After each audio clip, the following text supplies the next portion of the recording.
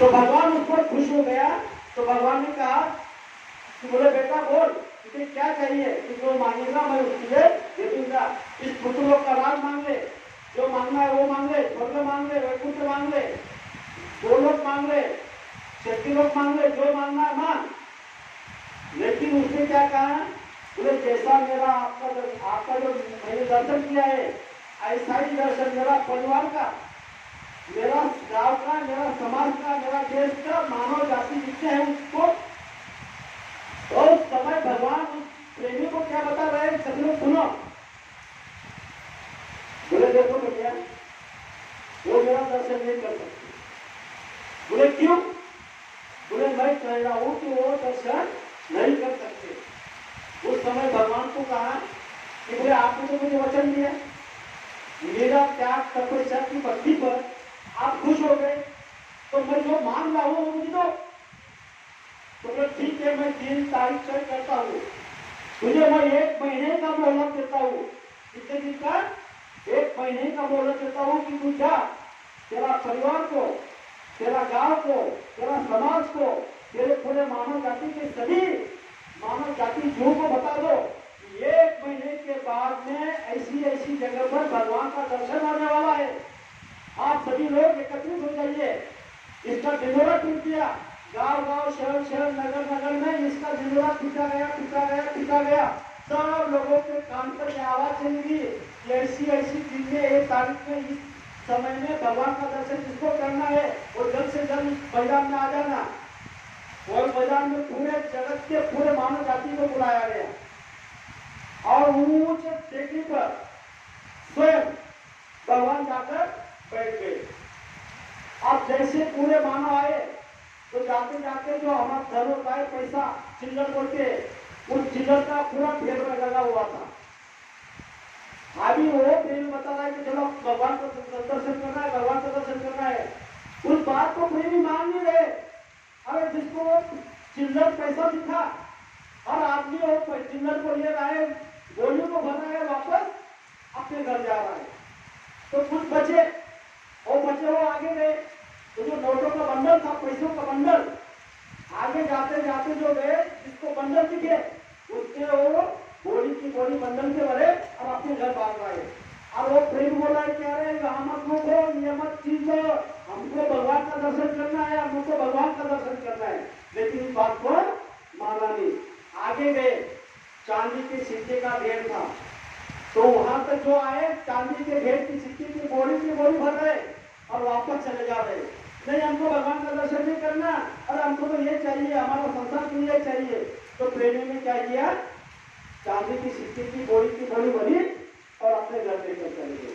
फिर आगे कुछ लोग बचे, आगे गए तो सोने की गिनिया थी, सोने के गिने का ढेर था। तो वहां पर देखा अरे अभी आगे कुछ नहीं मिलेगा, अभी तो सोना आ गया। पहले चिल्लर थी, फिर नोटों के बंडल थे, फिर चांदी की थे, अभी सोने के आ गए। अभी भगवान को किसको देखता है, चलो सोने की गिनिया ले लो और बोरी भर के सोने की गिनिया भर के और वापस अपने घर जाने लगे। फिर आगे कितने लोग बचे, सिर्फ 2 लोग। कौन कौन? वो और उसकी पत्नी। आगे सिर्फ 2 ही लोग बचे कि उसकी पत्नी और वो। अब आगे जा रहे चलते तो वहां पर आगे क्या थे, सोने के आभूषण थे, सोने की इतने अच्छे आभूषण थे। तो उस समय उस प्रेमी की पत्नी उनके पति को बता दिए, देखो पतिदेव आपको भगवान का दर्शन करना हो तो करो, अभी मुझे आभूषण चाहिए। उसने क्या किया, मुझे आभूषण चाहिए, आभूषण के बिना मैं आगे नहीं जा सकती, मुझे ये चाहिए, इस चीज को मैं दूंगी, आप भगवान का दर्शन करो। उसकी पत्नी ने भी उसका साथ छोड़ दिया।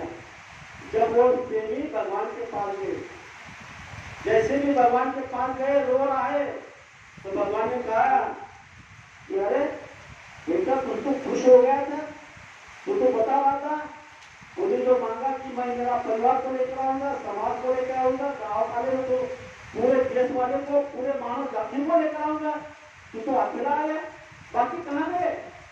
अरे बाकी कहाँ गए? तो वो रोने लगे। मैंने तुझे पहले बताया था कि मेरे आने वाला नहीं है। अरे ये भी नहीं तो जिसको प्रेम करता था, ये भी जो धर्मपत्नी थी वो भी क्यों नहीं आई? बाकी की बात छोड़, पहले तो पूरी परिवार का नाम निकाला था, फिर वो क्यों नहीं आई? वो रो रहा है। इसी बात को जिक्र करते हुए बाबा जयगुरु जी महाराज बता रहे, आज इसी का सत्य हो रहा है। तो बाबा जयगुरु जी महाराज ने कहा कि जब आप आते हो, साधना करते हो, भक्ति करते हो, तो भक्ति के इस फल पर वो भगवान आपको खुश होकर कुछ देता है। तो आप क्या मांगते हो? धन दौलत, रुपए, पैसा, सोना चांदी, गाड़ी, बंगला, खेत खलियान और जो सुखों का, जो भोगों का भंडार है, वही मांगते। आज तक ये भी बात की बाबा जयगुरु जी महाराज ने कहा कि अरे प्रेमियों, मैं तो वो चीज भी आपको देने के लिए तैयार हूँ। मैंने बहुत से प्रेमियों को ये चीज भी दी। जब मैंने उनको चीज दी तो उन्होंने व्यवहार को तैयार किया, व्यापार करने लग गए, व्यापारी बन गए, बड़े सेठ साहूकार बन गए। जब बड़े सेठ साहूकार बन गए तो अभी मेरा नाम भी नहीं निकालते, ना सिमरन करते, ना ध्यान करते, ना भजन करते। अगर किसी ने अगर उसको कहा कि भैया सत्संग हो रहा है मथुरा में, सत्संग हो रहा चाहिए, तो आप चलो गुरु का दर्शन कर लो, तो क्या कहते? अरे हमने बहुत सत्संग की, अरे हमने बहुत दर्शन किया, अब हमारे पास फुर्सत नहीं है, हमारे पास एक दिन की फुर्सत नहीं। बताओ, अरे गुरु ने आपको सब कुछ दिया, देते हुए उसको भूल गए। यह स्थिति हमारी हो रही है। और गुरु कहते हैं कि आप मांगते हो, मैं तो जो भी चीज मांगेगा उसको तो मैं देने के लिए तैयार हूँ। पर आप भक्ति भी करते हो, लेकिन मैं देने के लिए तैयार हूँ, तो आपकी झोली फटी हुई है। इसे कहा है झोली फटना। आप कहोगे तो मेरे साथ नहीं झोली है, मैं तो झोली भर भर के लेके जाऊंगा। आपको गुरु महाराज देना चाहते हैं, लेकिन आप उसको फेंक रहे हो, संसार की चीज मांग रहे हो। इसीलिए बाबा जयगुरु जी महाराज बार बार बोल रहे हैं कि जब आपको कोई भगवान खुश हो जाएगा, गुरु खुश हो जाएगा, तो ये दोनों आंखों के सामने जो चीज दिख रही है तो आपको भी मत मांगे। दूसरी बात, हर प्रेमी ने गीता को पढ़ा होगा, गीता का सार को समझा होगा, नहीं पढ़ा होगा। देखा जाए तो हिंदू धर्म में रामायण को और गीता को हर हिंदू प्रेमी ने उसको पढ़ना चाहिए, क्योंकि रामायण हमको क्या सिखाती है? एक पत्नी एक वचनी मर्यादा पुरुषोत्तम। रामायण हमको क्या सिखाती है?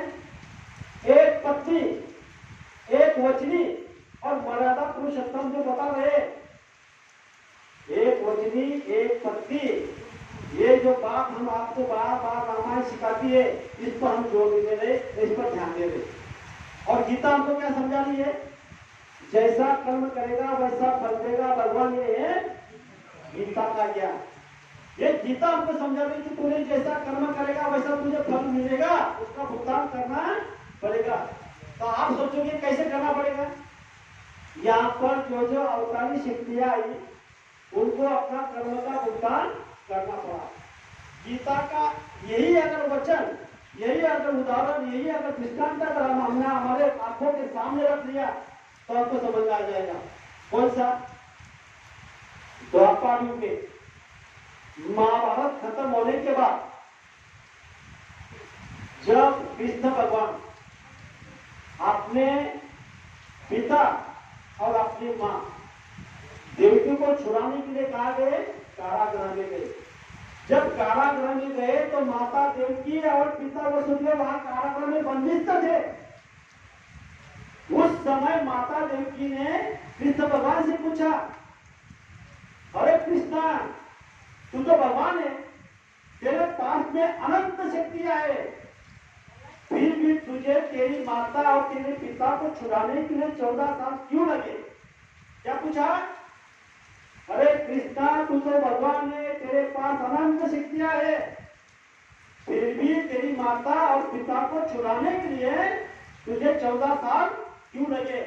उस समय कृष्ण भगवान ने हाथ जोड़कर विनम्र प्रार्थना करके उस माता को क्या सवाल का जवाब दिया? सब लोग ध्यान से सुनो। अरे माता देवकी, तूने भी तो त्रेता युग में जब तू कैकेयी बनी थी मुझे 14 साल वनवास दे दिया था। क्या बता रही है? अरे कृष्ण बता रहे माता देवकी को, अरे माता देवकी, जब तू त्रेता युग में कैकेयी थी, तूने अपने पति से राजा दशरथ से वर मांग लिए, 14 साल राम वनवास जाएगा और भरत गद्दी पे बैठेगा। जब तूने एक चीज मांग ली, मुझे 14 साल वनवास दे जा, उसी कर्म का अनुसार तुझे द्वापर में जेल में भुगतान करना पड़ा। फिर उसके बाद में माता देवकी ने क्या पूछा?